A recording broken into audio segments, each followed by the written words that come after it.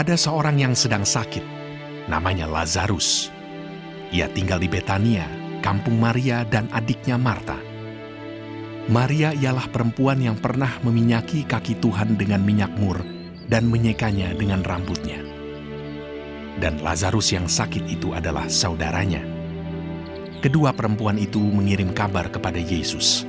Tuhan, dia yang kau kasihi sakit. Ketika Yesus mendengar kabar itu, ia berkata, Penyakit itu tidak akan membawa kematian, tetapi akan menyatakan kemuliaan Allah. Sebab oleh penyakit itu, anak Allah akan dimuliakan. Yesus memang mengasihi Marta dan kakaknya dan Lazarus. Namun setelah didengarnya bahwa Lazarus sakit, ia sengaja tinggal 2 hari lagi di tempat di mana ia berada. Tetapi sesudah itu ia berkata kepada murid-muridnya, Mari kita kembali lagi ke Yudea. Murid-murid itu berkata kepadanya, Rabi, baru-baru ini orang-orang Yahudi mencoba melempari engkau. Masih maukah engkau kembali ke sana? Jawab Yesus, Bukankah ada 12 jam dalam satu hari? Siapa yang berjalan pada siang hari, kakinya tidak terantuk, karena ia melihat terang dunia ini. Tetapi jikalau seorang berjalan pada malam hari, kakinya terantuk, karena terang tidak ada di dalam dirinya. Demikianlah perkataannya. Dan sesudah itu ia berkata kepada mereka, Lazarus saudara kita telah tertidur, tetapi aku pergi ke sana untuk membangunkan dia dari tidurnya.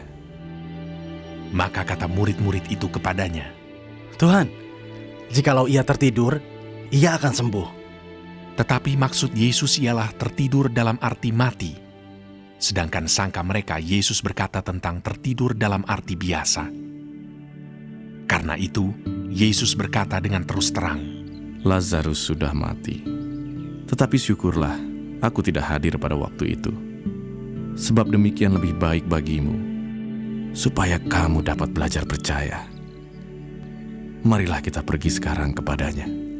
Lalu Thomas yang disebut Didimus berkata kepada teman-temannya, yaitu murid-murid yang lain, Marilah kita pergi juga untuk mati bersama-sama dengan dia. Maka ketika Yesus tiba, didapatinya Lazarus telah 4 hari berbaring di dalam kubur.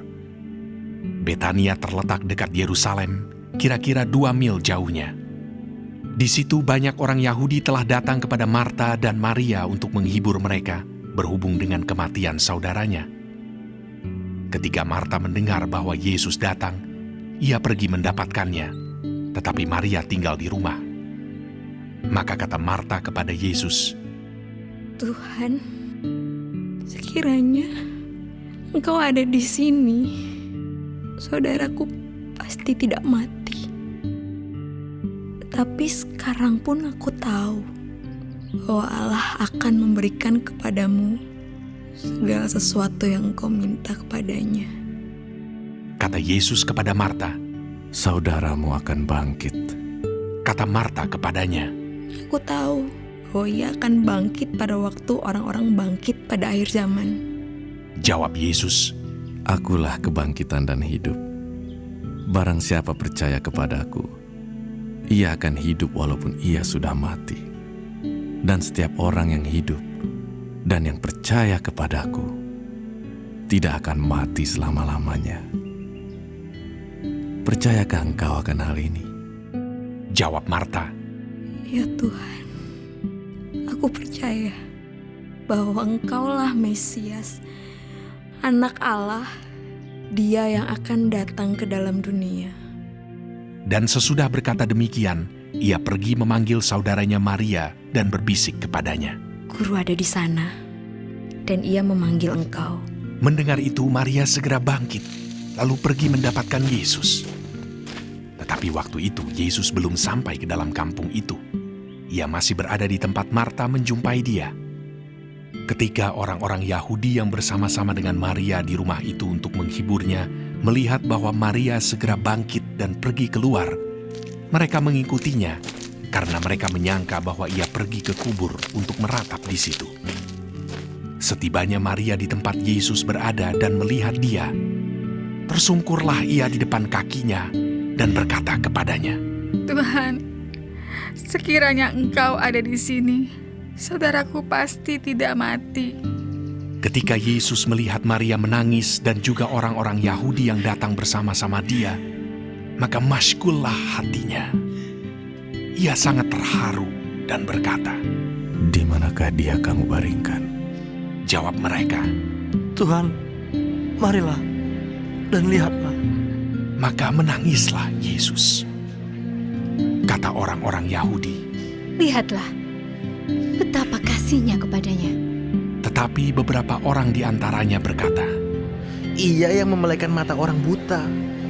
Tidak sanggupkah ia bertindak sehingga orang ini tidak mati?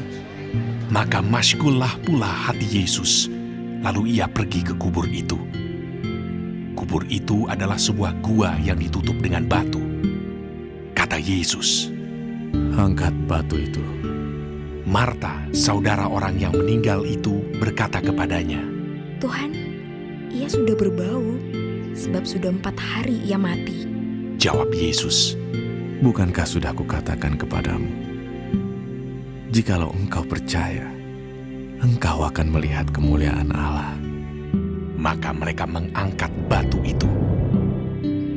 Lalu Yesus menengadah ke atas dan berkata, Bapa, aku mengucap syukur kepadamu karena engkau telah mendengarkan aku.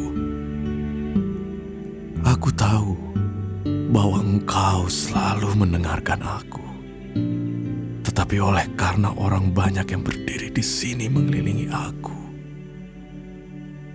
mengatakannya supaya mereka percaya bahwa engkaulah yang telah mengutus aku. dan sesudah berkata demikian, berserulah ia dengan suara keras. Lazarus, marilah keluar. Orang yang telah mati itu datang keluar. Kaki dan tangannya masih terikat dengan kain kapan, dan mukanya tertutup dengan kain peluh. Kata Yesus kepada mereka, Bukalah kain-kain itu dan biarkan ia pergi. banyak di antara orang-orang Yahudi yang datang melawat Maria dan yang menyaksikan sendiri apa yang telah dibuat Yesus percaya kepadanya. Tetapi ada yang pergi kepada orang-orang Farisi dan menceritakan kepada mereka apa yang telah dibuat Yesus itu. Lalu imam-imam kepala dan orang-orang Farisi memanggil mahkamah agama untuk berkumpul, dan mereka berkata, Apakah yang harus kita buat? Sebab orang itu membuat banyak mujizat. Apabila kita biarkan dia, maka semua orang akan percaya kepadanya. Dan orang-orang Roma akan datang dan akan merampas tempat suci kita serta bangsa kita. Tetapi seorang di antara mereka, yaitu Kayafas, imam besar pada tahun itu, berkata kepada mereka, Kamu tidak tahu apa-apa, dan kamu tidak insaf, bahwa lebih berguna bagimu jika satu orang mati untuk bangsa kita daripada seluruh bangsa kita ini binasa. hal itu dikatakannya bukan dari dirinya sendiri, tetapi sebagai imam besar pada tahun itu ia bernubuat bahwa Yesus akan mati untuk bangsa itu, dan bukan untuk bangsa itu saja, tetapi juga untuk mengumpulkan dan mempersatukan anak-anak Allah yang tercerai-berai. Mulai dari hari itu, mereka sepakat untuk membunuh dia.